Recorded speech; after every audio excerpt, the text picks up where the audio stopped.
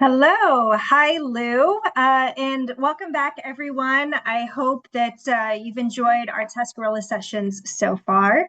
My name is Megan Bordage, and I am TestGorilla's Vice President of Sales. And I am incredibly pleased and honored to introduce our guest for this session, a man whose work has fundamentally reshaped how the world's most successful companies think about talent, someone who I am personally a very big fan of.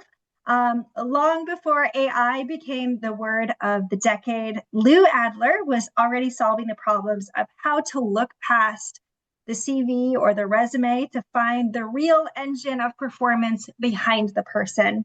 So, as a CEO and founder of performance based hiring, Lou spent over 40 years as a search consultant and trainer. He's perfected a methodology that has really become the gold standard for high stakes recruitment.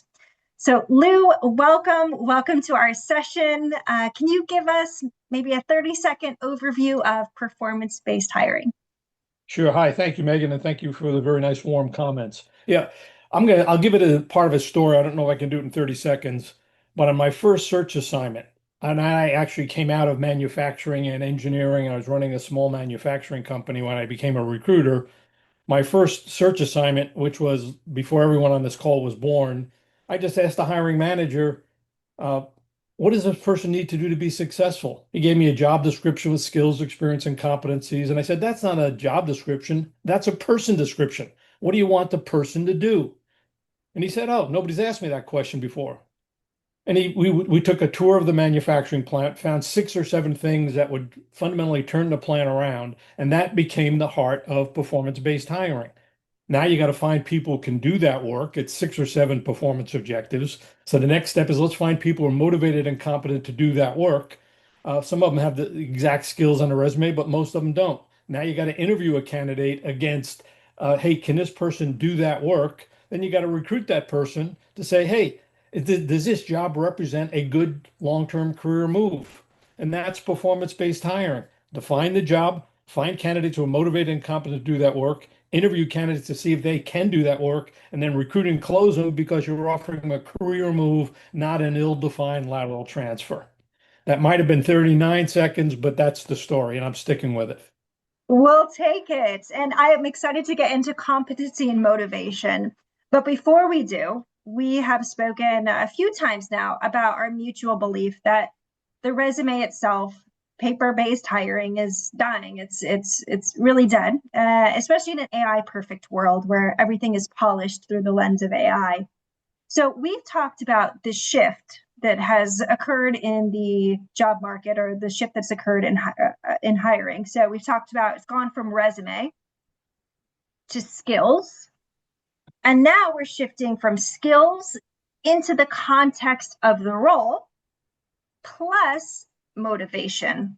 So can you walk us through that shift that's occurred from resume to skills in the context of the role, and adding in motivation? How do you work with your clients to identify those things? Well, the first step, so let's assume we're taking an assignment. And I'll go back with a couple of stories. So I remember, and it was one that I wrote about. Uh, I had an assignment for a controller for a tech company in Southern California where I live. And I knew the VP finance, and he said, Lou, I absolutely have to have someone with an SEC background. That's public reporting in the United States, all the stock reporting. And the candidate I had in my mind, although he hadn't met him yet, didn't have a lot of that background. So defensively, I asked the question, what does that skill, and he said 5 years. I got to be great at SEC reporting, 5 years. And I just said, what does that look like on the job? And he said, oh, every quarter we're going to be doing the public reporting. So the guys got to coordinate the public reporting. So that now didn't become 5 years in great SEC. It became organized the public reporting every quarter. Well, I found a candidate who had about 6 months to 8 months of SEC reporting. He had coordinated it two times for a big public company. And when he went in and interviewed, the guy said, oh, he's got more than enough.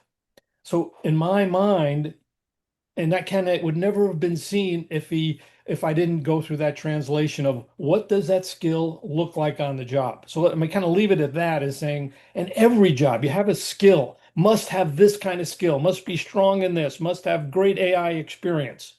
I don't care what it is. What does that look like on the job? So to me, that's the translator that you have to look at all of these AI things through. How does that specific skill look on the job and how it's measurable?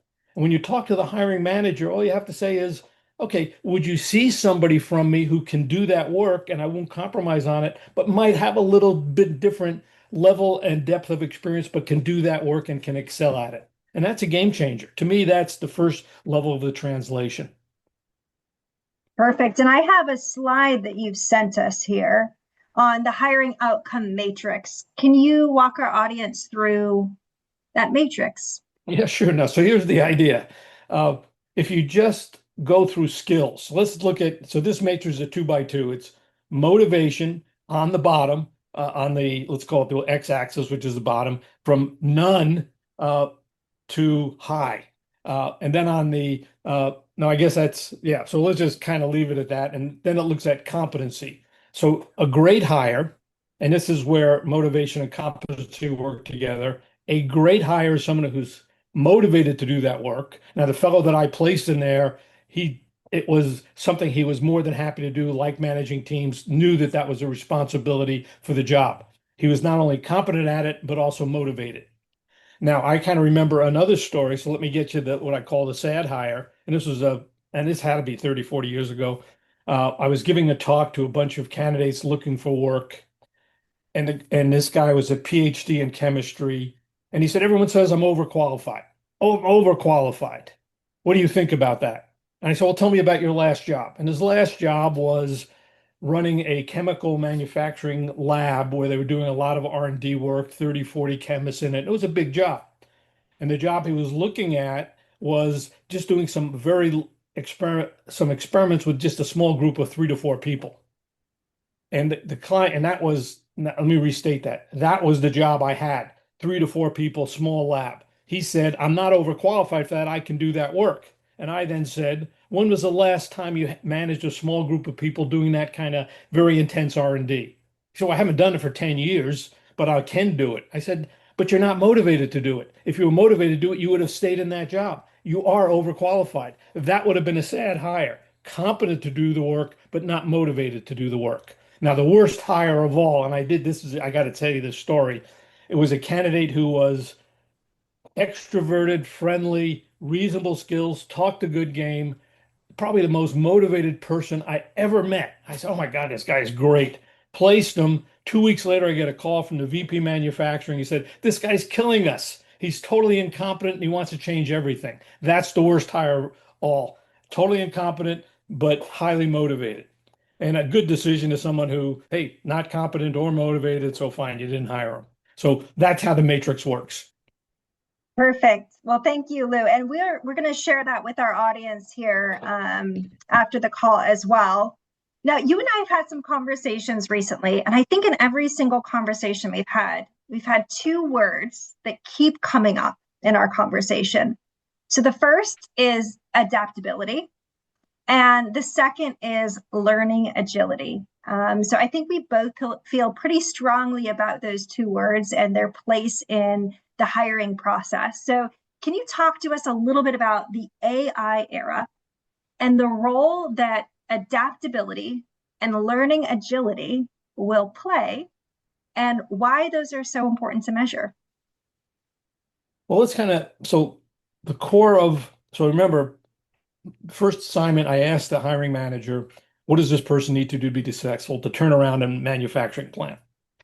When I interview a candidate, and I've done this, now I didn't do it exactly at that point in time then, but I certainly do it now. I call it the most significant accomplishment question. This is the best interview question of all time. So what I'm about to say now is without question the best possible interview question ever.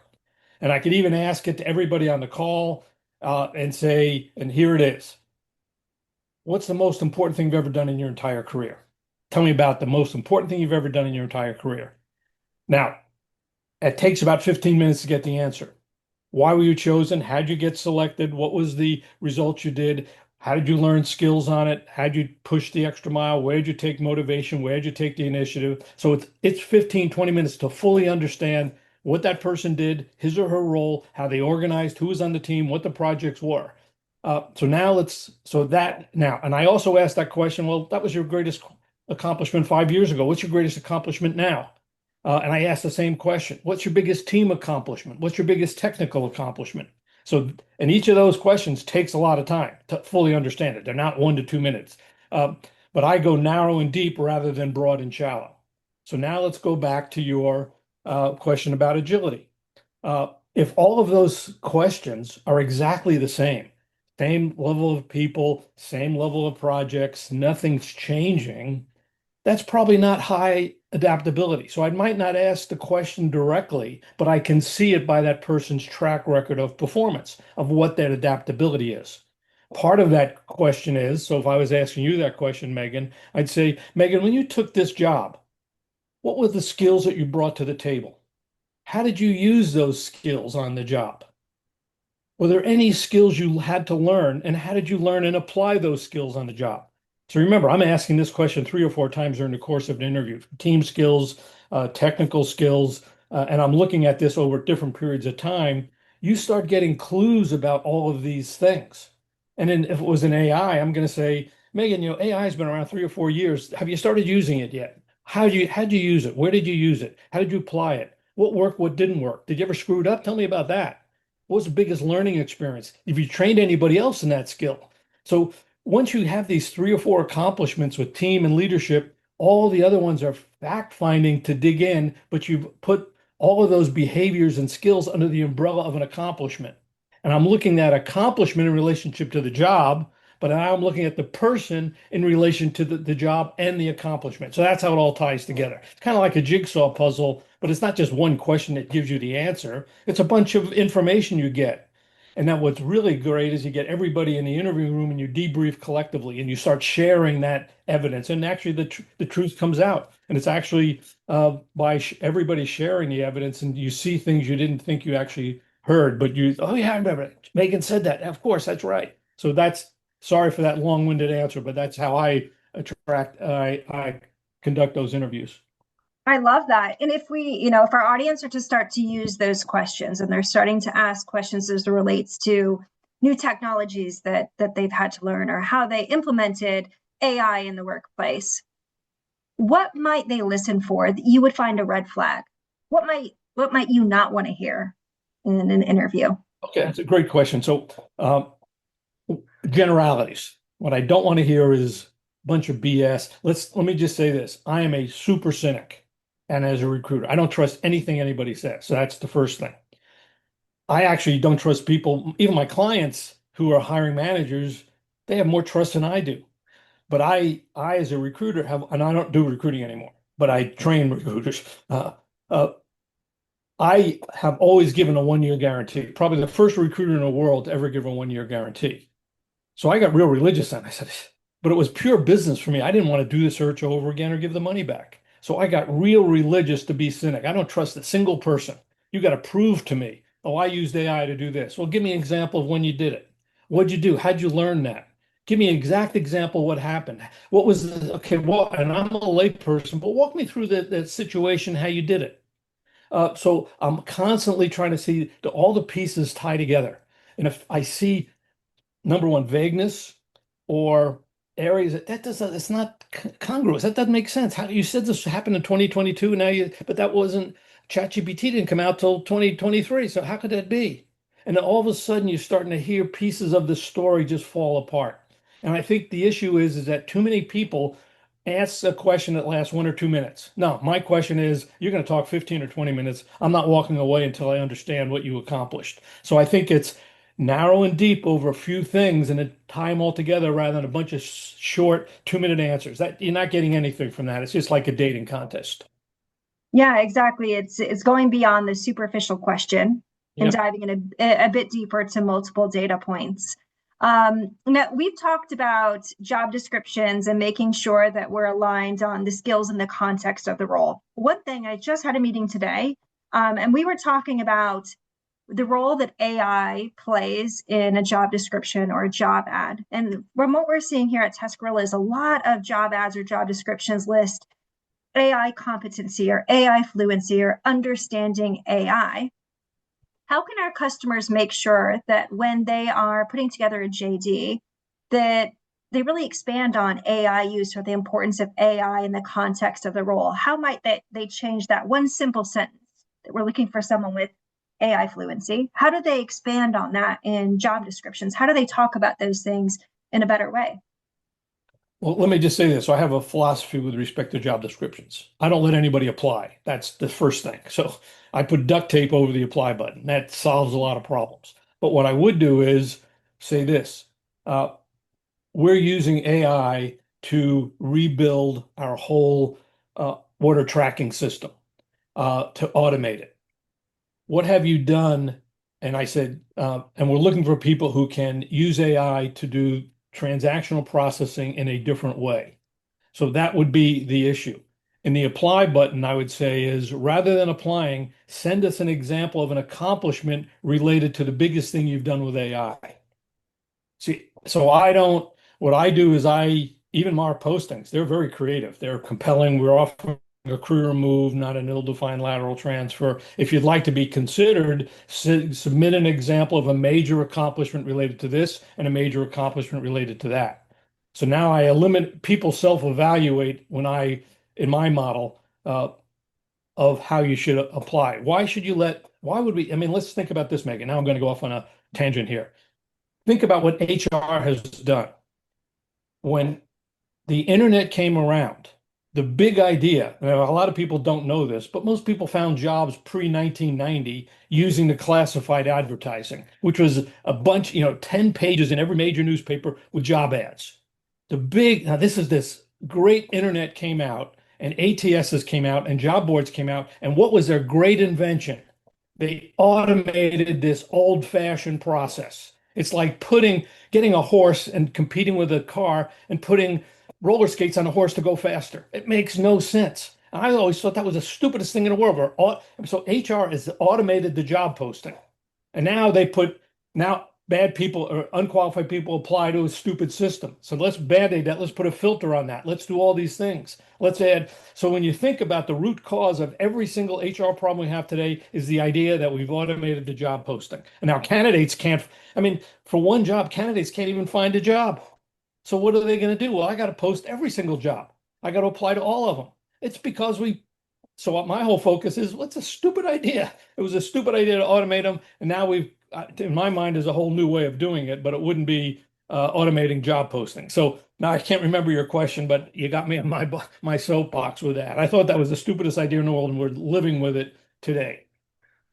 No, I think, a common thread through your answers today has been, I think specificity would be one word to use on asking questions during an interview, right? Where we get very, very specific into exact examples of the work someone has done or what they have built or what they have learned. And then we tie that thread back to a job description or a job ad where instead of saying AI skills required, and really, what does that mean? Yeah. AI skills required, where we actually get super specific and we say AI is used to do X, Y, and Z here at our organization, or this is what our end goal is to use AI to build this beautiful thing.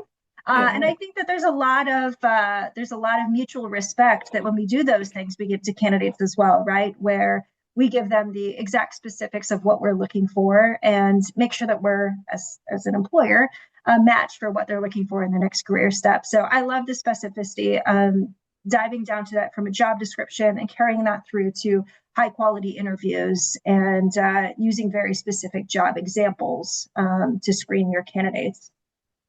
So the next thing that I have for you, very similar along the walking the walk, but 51% of tech leaders report an AI skills shortage, whereas about 79% of candidates are exaggerating their AI knowledge.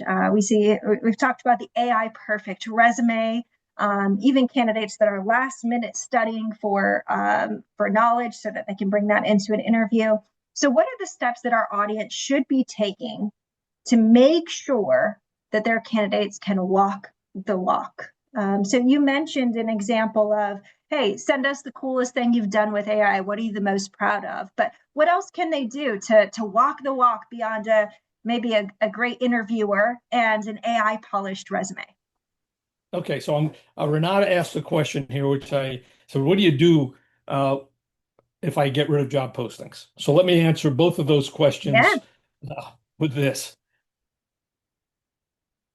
Why don't you take all your comparable jobs? Let's just say it's a data analyst, and the company's got 15 data analyst jobs and need AI to do it, set up algorithms to do A, B, and C. So it's a bunch of stuff. So I said, why don't you just create a central location for all data analysts and say, hey, we're looking for data analysts in all of these ranges from entry level to senior level. And we've actually kind of done this in a mock area. And we can kind of look at that and say, okay, here's all the skills a data analyst needs to have. And here's the levels from entry level to subject matter expert and trainer. Assume that's what it is. So now you have this career hub that says, okay, we're looking for data analysts, not 15 different jobs or 20 different jobs, one hub. The system then says, okay, Megan, you arrive at this site, you say, okay, rank your skills on this level. And it's a little matrix. And you say, okay, for this type of AI, I think, and it has a description. I rank myself with level 3 with AI. I have a level 3 with statistical analysis. I have a level 5 on coaching with chi-squared using A versus B pilots, whatever it may be. Now the candidate ranks themselves. Now the next step is they got to prove their ranking. They don't just rank themselves, they prove it. Okay, you ranked yourself a level 3 on AI. And it says, tell us what you've accomplished with respect to that. So you tell a little story. Now, okay, you ranked yourself on comparative analysis. Rank it, give us a story about that. Now, all of a sudden, rather than you applying to a specific job, you've ranked yourself, self-ranked yourself, and I come back and say, hey, Megan, we got a pretty cool job for you. That would be exactly right for you. That to me answers Renata's question is eliminates the individual job postings. Candidates self-select themselves. We then can go back and say, hey, Renata, let me choose Renata. Renata, here's the job that you might have that could fit. We want candidate again. So I'm looking at what I call a win-win hiring outcome, where after it's not our success is not on the hiring date, it's a year from now. So Renata's case is if this is a good job for Renata, a year from now, she says, I'm so glad I took this job. And we, the company, says, I'm so glad we hired Renata. But we can't offer an ill-defined lateral transfer. We got to offer that candidate a good career move. She's ranked herself a level 3. She loves this kind of work. We're going to make her a level 4. She really wants to build her team. Well, she's going to have 3 people now, but we're going to give her a job where she'll have 6 people. So now all of a sudden, we're actually looking at people's human behavior and how they act, and we're offering jobs with a system that makes sense rather than automating the job postings. Let's evaluate candidates appropriately and give them jobs that are true career moves. So that's a combination of, I hope that was an answer for Renata and your question, Megan. I don't think we got much time, but I tried to pull that one off. Yeah, no, that's great. We have another question from the audience from Martina, and she asks, isn't AI allowing you to create false or exaggerated stories when we ask for context for the skill? And I think that's real, right? We've seen this, folks that attempt to use AI on the side and they're responding to questions that maybe ChatGPT or Gemini are answering for them. So how do we cut through that noise of candidates that want to use AI to cheat the system in that way with their responses? Okay, so let me kind of say how I would do it, and I don't think this is fully scalable, but I think it could be. So if Martina uh, answered her question on with some level of detail, me as a human, are going to look at that. And if I'm talking to Martina, I said, how did you actually accomplish that? Walk me through exactly what did you do first? What did you do second? What was the challenge you faced? So I'm going to create a story to validate what she's saying. And I said, I take a very cynical approach. So now if I was going to do that with AI, I would have my AI, here's Martina's story that she wrote about. Remember, I'm asking people to write stories. So if the story doesn't hang together and the story has dates, times, metrics, etc., I could look at that story and say, be cynical and look, here's our job description, performance-based job description. Here's Martina's story. Review that story in the context of this job and look at any dates to see it makes perfect sense. So I could use AI to evaluate the job description that I've created and the story that the person's done. And if it sees inconsistencies there, I'm not using AI to validate, I'm not using AI to interpret the information the hiring manager put together with the job description and the candidate's insight with respect to what she or he has accomplished. So that's how I would use it. We're kind of doing that right now with prototypes. What we're doing, just because I've got to say this, we're taking interviews from hiring managers, the job description, and the transcripts of interviews, like recorded interviews. We're just uploading them and saying, evaluate this against our quality of hire scorecard. What gaps do we have? What information do we know? How credible is this information? And we have a very complicated, I mean, it's complex. It's this giant spreadsheet with evidence on one to scale 15 factors. And then the AI validates it. Oh, for team skills, the person had to manage 7 people using this type of project management skills. And it comes back as the evidence doesn't support a level 3, it says level 2. In the next interview, ask these questions to validate it. Sorry for going into a long-winded answer, Megan, but that's how I would do it. No, That's not true. That's the methodology, the logic of it. No, I like that. And I think it again ties to the word specificity, right? And where we don't take a surface level response, even during an interview, where someone can give us a bullet point list of a few things that maybe AI drafted for them as a response. And instead, we go a few layers deeper into the how and what did you learn and how did you accomplish that and who did you partner with? Things that are more on the fly and get, again, more specific into a candidate's skill sets. So that's something that I'm taking away here today, definitely, as we recruit here at TestGorilla. We conduct interviews as well as that level of specificity to bring those things into the interview. So we are down to our last minute here. And so with our last 1 minute, one of the things that I see here in the chat is how could this be applied to blue collar roles? So do you have any advice for blue collar roles, Lou? I would say yes, and it is different. In general, most of my placements over the years were always staff level and management positions. So it was, but we have done some work in blue collar, and I don't want to call it blue collar. I just call it process-based jobs. So where you do the same thing every day, running a factory, running a production line, and the idea is we call benchmarking the best. What do the best people in that role do differently? Let's kind of take a pie chart. Let's look at all the stuff that people do. What do the best people do differently? And then start understanding the best people. And I remember this might run over a minute or two. It was a call center for Verizon Yellow Pages. People don't even know what Yellow Pages are, but it was Yellow Pages. Just look it up if you can find it.